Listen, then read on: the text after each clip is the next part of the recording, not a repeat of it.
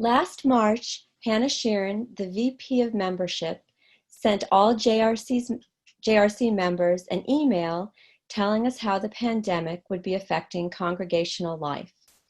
Among other things, she mentioned that every household would receive a check-in call and that volunteers were needed to make such calls.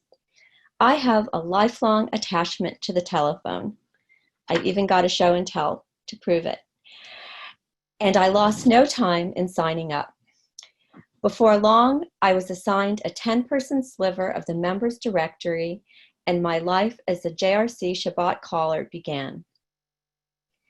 In these times of social unrest, corrupt and authoritarian government dealings, sickness, death, and economic distress, it may seem inappropriate to consider anything whatsoever a highlight, but if you'll excuse me for saying so, calling my little list of people each Friday afternoon for the past 6 months has indisputably been a highlight for me. I should start by explaining that my list contained tremendous variety. There were young adults, seniors, and parents of school-age kids. They lived in an assortment of arrangements, as couples, housemates, families with children, as solos, and as a 3-generation compound. Some had jobs, others were retired, 2 worked for themselves, another was a pro bono professional, still another was a super busy volunteer. Of course, the check-in concept was important at the beginning. We were all supposed to be locking down, so how were they getting their groceries, medicines, etc.? Did they need something the congregation could help with? No one took me up on these queries, and one person, concluding, I think, that he'd been singled out for concern, didn't take them kindly and expressed his preference that I not call back. Bit by bit, everyone else on my list expanded my world.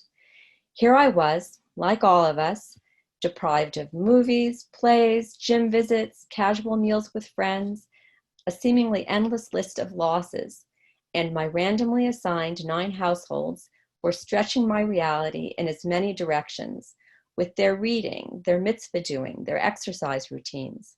So many discoveries.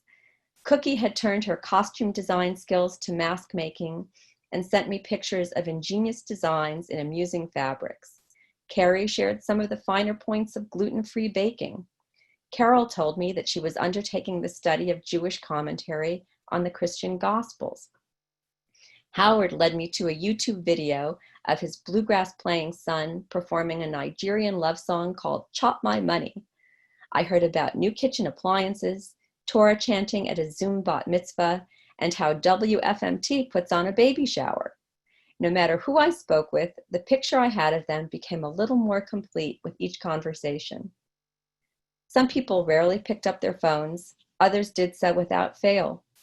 Between the simple voicemail messages I left for some and the healthy kibitzes I had with others, calling all 9 people each Friday took between 2 and 2.5 hours, approximately the time it took for my challah to rise twice.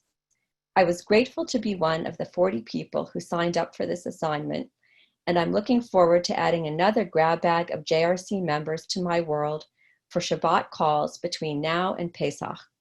I know I'll have a wonderful time and embark on some relationships I might never have had otherwise.